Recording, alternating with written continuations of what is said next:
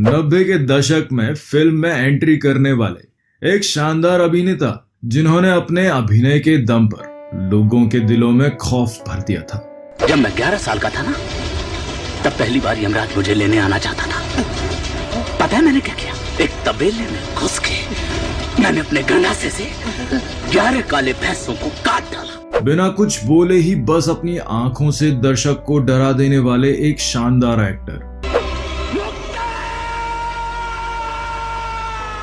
जिन्होंने अपने कैरियर की शुरुआत तो छोटे पर्दे से की थी, लेकिन फिर सिल्वर स्क्रीन पर भी अपनी साइकोपैथिक एक्टिंग से छा गए।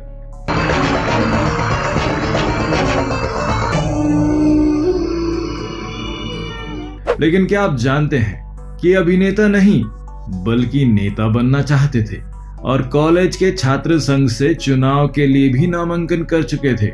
और क्या आप मानेंगे कि पैर छूने की वजह से इस शानदार एक्टर को महेश भट्ट जैसे डायरेक्टर ने अपने फिल्म के सेट से बाहर फेंकवा दिया था।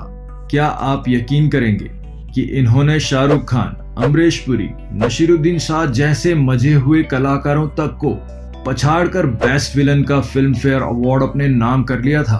तो कौन थे ये अभिनेता? जानने के लिए बने रहिए हमारे साथ इस वीडियो के लास्ट तक। जो दोस्तों की जिंदगी का सौदा करके तू जो जिंदगी जी रहा है ना, आज मैं उस जिंदगी पे थूकने आया। तो दोस्तों, आज की वीडियो में हम बात कर रहे हैं एक ऐसे अभिनेता की जिन्होंने अपनी जिंदगी में भले ही नेगेटिव रोल किए हैं, पर इन्हें हमेशा ही दर्शकों से पॉजिटिव रिस्पॉन्स और ढेर सारा प्यार मिला। जी हाँ, हम बात कर रहे हैं एक्टर आशुतोष राणा की। जाओ, क्यों गए तुम लोग? जाओ, सो जाओ। तुम्हारी आंखें तो दिन में भी नहीं खुलती, फिर तो ये रात है और रात तो सोने के लिए ही होती है। जिन्होंने अपने दमदार अभिनय के दम पर दर्शकों के दिल में एक अलग ही मुकाम बनाया था। आशुतोष लीखरा उर्फ राणा का जन्म 10 नवंबर 1967 गाडरवारा मध्य प्रदेश में हुआ था। इनके पिता का नाम राम नारायण लीखरा था, लेकिन इनकी मां के नाम का जिक्र कहीं नहीं मिलता। ये 4 भाई हैं और एक बहन।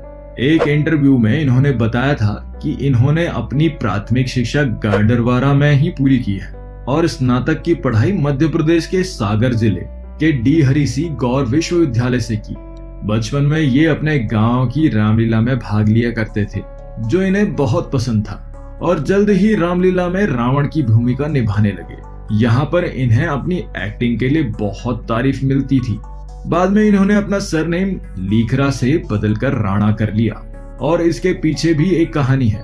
दरअसल इनका असली नाम आशुतोष लीखरा था, जिसे इन्होंने बदलकर खुद ही राणा कर लिया था, जो कि इनके पिता के नाम के पहले दोनों अक्षर राणा थे।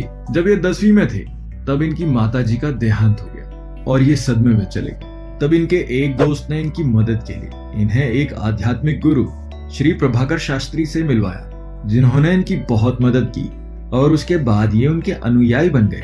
अपने स्नातक के दौरान इनका अपने कॉलेज के स्टूडेंट्स पर बहुत ही अच्छा प्रभाव था।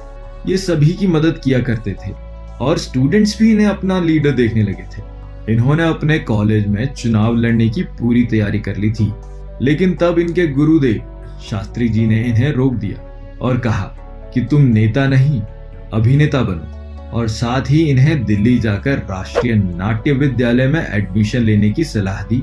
साल 1991 में इन्होंने दिल्ली जाकर NSD में एडमिशन ले लिया और 1994 में अभिनय में मास्टर्स करने के बाद ये पृथ्वी थिएटर में ग्रुप सत्यदेव से जुड़ गए। इसके बाद उन्होंने बहुत सारे प्ले में हिस्सा लिया और अपने अभिनय को और निखारा, और इसी दौरान इनके गुरु ने इन्हें मुंबई जाने का सुझाव दिया और कहा कि वहां तुम महेश भट्ट से मिलने की कोशिश करना, वही तुम्हें काम देंगे और तुम्हें जो पहला काम मिलेगा उसका अपना अक्षर एस से शुरू होगा। आशुतोष राणा अपने गुरु के कहने पर मुंबई तो आए, लेकिन उन दिनों महेश भट्ट टॉप के डायरेक्टर में गिने जाते थे और उनसे मिलना बहुत मुश्किल था। इन्होंने अपने एक इंटरव्यू में बताया कि मैंने कितनी कोशिशें की उनसे मिलने की, मगर बात नहीं बनी। इसी दौरान इनकी मुलाकात एक असिस्टेंट डायरेक्टर से हुई, जिसे ये NSD के समय से जानते थे। वो उस समय महेश भट्ट के साथ एक फिल्म में काम कर रहे थे। वो अपने साथ इन्हें फिल्म के सेट पर भी ले गए।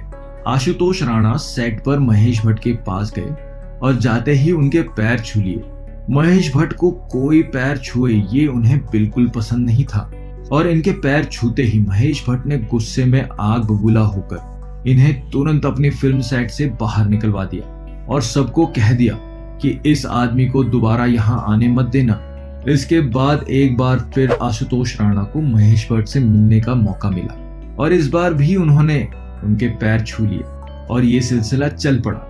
जब भी ये मिलते हर बार उनकी नाराजगी के बावजूद उनके पैर छू लिया करते थे। फिर एक बार महेश भट्ट ने इनसे पूछ ही लिया कि इतना बुरा व्यवहार करने के बाद भी तुम बार बार मेरे पैर क्यों पड़ते हो, क्यों छूते हो मेरे पैर। तब इन्होंने बताया कि हमारे बड़ों ने सिखाया है कि जब भी अपने से बड़ों से मिलो तो उनके पैर छूकर उन्हें प्रणाम करो और ये संस्कार मैं किसी भी कीमत पर नहीं छोड़ सकता। महेश भट्ट को इनकी ये बात बहुत इम्प्रेस कर गई और खटास थोड़ी कम हो गई। महेश भट्ट उन दिनों एक सीरियल पे काम कर रहे थे जिसका नाम था स्वाभिमान और इसमें एक छोटा सा रोल दे दिया। आशुतोष राणा को तब अपने गुरु की बात याद आई कि इनका पहला काम एस लेटर से होगा। इस टीवी सीरियल में इन्होंने जो रोल निभाया था वो उस समय लोगों को बहुत पसंद आया। इससे इन्हें छोटे पर्दे पर एक पहचान मिली और इसके बाद इन्होंने तहकीकात और आहट जैसी टीवी सीरियलों में भी काम किया। इसी बीच इन्हें साल 1996 में फिल्म संशोधन में काम करने का मौका मिला जिसमें इन्होंने एक क्लर्क की भूमिका निभाई थी। साल 1997 में महेश भट्ट ने इन्हें अपनी फिल्म तमन्ना और गुलाम में छोटा सा रोल दिया जिसे इन्होंने बहुत ही सादगी से निभाया। ये जो दोस्तों की जिंदगी का सौदा करके तू जो जिंदगी जी रहा है ना, आज मैं उस जिंदगी पे थूकने आया। लेकिन ये इस बात से खुश नहीं थे कि एक तरफ तो महेश भट्ट इनकी एक्टिंग की तारीफ करते हैं और दूसरी तरफ इन्हें अपनी फिल्मों में रोल देते हैं। ये बात इनकी समझ में नहीं आ रही थी।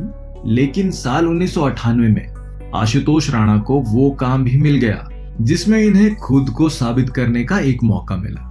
ये फिल्म थी भट्ट कैंप की दुश्मन जिसे इनकी बेटी पूजा भट्ट ने डायरेक्ट किया था। इस फिल्म में अभिनेत्री काजोल ने डबल रोल निभाया था और उनके साथ संजय दत्त मुख्य भूमिका में थे। आशुतोष राणा ने इस नेगेटिव रोल को प्ले किया।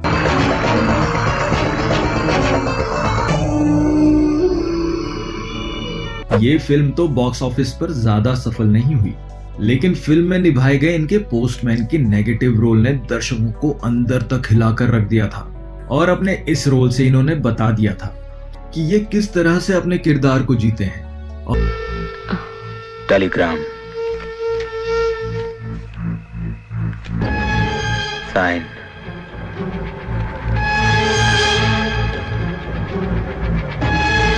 और इस रोल के लिए इन्होंने अपनी जिंदगी का पहला best film fair villain award हासिल किया। इसी साल शाहरुख खान भी अपनी फिल्म डुप्लीकेट में निभाए गए नेगेटिव किरदार के लिए सेम कैटेगरी में नॉमिनेट हुए थे और इन्होंने ये अवार्ड शाहरुख खान को हराकर अपने नाम किया था। साल 1999 में अक्षय कुमार और प्रीति जिंटा के साथ इनकी मूवी आई संघर्ष और इसमें इन्होंने फिर से एक बार नेगेटिव किरदार निभाया और वो भी एक ट्रांसजेंडर का और ये किरदार इनके पिछले किरदार की तरह ही डरावना था।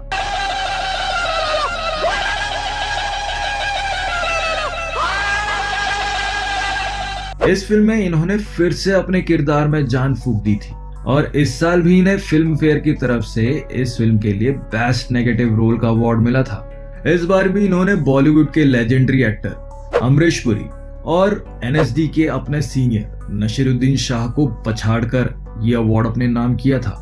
दोनों बादशाह और सरफरोश के लिए नॉमिनेट किए गए थे। इसके बाद इन्होंने फिर कभी पीछे मुड़कर नहीं देखा और एक से बढ़कर एक फिल्म देते रहे। अब बात करते हैं इनकी पर्सनल लाइफ की। आशुतोष राणा ने बड़े पर्दे की अभिनेत्री रेणुका साहने से शादी की। इन दोनों की पहली मुलाकात एक पार्टी में हुई थी। यहाँ पर इनकी दोस्त राजेश्वरी सचदेव ने इनको पहली बार रेणुका से मिलवाया था और पार्टी के खत्म होने तक दोनों दोस्त बन गए थे। बताते हैं कि इनके बाद आगे 2 साल तक ये एक दूसरे को डेट करने लगे और फिर साल 2001 में इन दोनों ने शादी रचा ली। इस शादी से इन दोनों को 2 बेटे हुए, शौर्यमान और सतेंद्र। साल 2001 में ये एक बार फिर नजर आए फिल्म राज में, जिसमें इन्होंने एक प्रोफेसर की भूमिका निभाई थी और इस रोल में भी ये बहुत पसंद किए गए। वो तुम्हें नुकसान पहुंचाना चाहती है नहीं, ये मैं नहीं जानता, लेकिन एक बात तय है कि वो तुमसे कुछ बात करना चाहती है। इस समय बॉलीवुड में कुछ बदलाव शुरू हो गए थे। यहाँ पर अब लीड एक्टर्स ही नेगेटिव रोल निभाने लगे थे और ये वही दौर था जब इन्हें भी अच्छा काम ढूंढने में दिक्कत होने लगी और इसी समय इन्होंने साउथ फिल्म इंडस्ट्री का रुख कर लिया। इन्होंने साल 2002 के बाद कई साउथ इंडियन फिल्में की, वहां भी अपनी एक्टिंग का लोहा मनवाया। साल 2005 में इन्होंने फिर से फिल्म शबनम मौसी में एक ट्रांसजेंडर का किरदार निभाया और इस फिल्म के लिए भी इनकी बहुत तारीफ की गई। इसी दौरान ये महेश भट्ट की फिल्म आवारापन और कलयुग में भी नजर आए। साल 2013 में ये नजर आए जिला गाजियाबाद में और उसके बाद ये नजर आए हमटी शर्मा की दुल्हनिया में और ये इनकी दूसरी पारी मानी गई। बहुत ही कम लोगों को पता होगा कि आशुतोष राणा एक अच्छे राइटर और कवि भी हैं। इन्होंने मौन की मुस्कान और रामराज जैसी कविताएं लिखी हैं। तो दोस्तों आज के लिए बस इतना ही। वीडियो को लास्ट तक देखने के लिए बहुत बहुत धन्यवाद। मिलते हैं अगले वीडियो में।